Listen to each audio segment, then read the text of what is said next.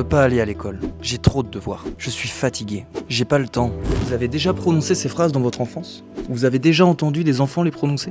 Eh bien nous, les 130 citoyens de la Convention citoyenne sur les temps de l'enfant, on travaille depuis 6 mois pour proposer une meilleure organisation de la vie quotidienne des enfants.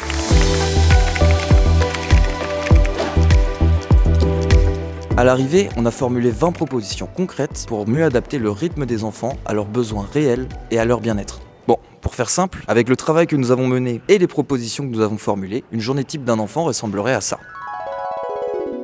La journée débute à l'école avec un accueil échelonné et tout en douceur. Cela permet aux élèves d'arriver progressivement, et par exemple de prendre le petit déjeuner à l'école, mais aussi de lire, jouer ou discuter avec leurs amis. Pour les élèves, cela permet de commencer la journée tout en douceur et de favoriser la socialisation. Et pour les familles, ça reste une solution souple et rassurante. À 9h, les collégiens et lycéens entrent en classe pour une matinée réservée aux apprentissages théoriques. Par exemple le français, les maths, les sciences ou encore les langues. Et pour préserver la concentration et le bien-être de nos jeunes, les cours durent 45 minutes, entrecoupés de pauses de 5 à 15 minutes. À midi, place à une pause d'1h30 minimum. À la cantine, chaque enfant dispose de 30 à 45 minutes pour manger dans le calme. Un repas équilibré, local et adapté à tous.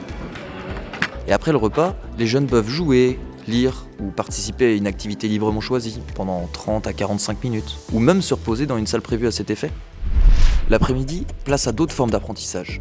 La couture, la cuisine, potager, gestion de budget, éducation à la citoyenneté, bricolage. En bref, les élèves participent à des activités pour apprendre cette fois par la pratique, la coopération et la créativité. Et pour favoriser l'entraide et la diversité, les classes peuvent être mélangées par niveau. Après 15h30, les enseignements sont terminés. Si un élève a des devoirs, il les fera à l'école. Et il pourra aussi participer à des activités culturelles, sportives, artistiques, comme par exemple le cirque, la danse, la photo, le football. Et quand le jeune rentre chez lui, plus de devoirs à faire à la maison, mais uniquement des revoirs, c'est-à-dire des révisions légères qui peuvent passer par des jeux éducatifs, de la lecture. Bien sûr, cette journée type est un aperçu général, mais on a aussi pensé à proposer des adaptations en fonction des âges. Pour résumer, dans cette journée type, l'enfant apprend le matin, lorsque l'esprit est le plus attentif. Il pratique l'après-midi pour apprendre en faisant, et il a le temps de rêver et respirer entre deux activités. Cette organisation du temps, qui se base sur l'enfant et non l'inverse, c'est le reflet des 20 propositions présentes dans ce rapport.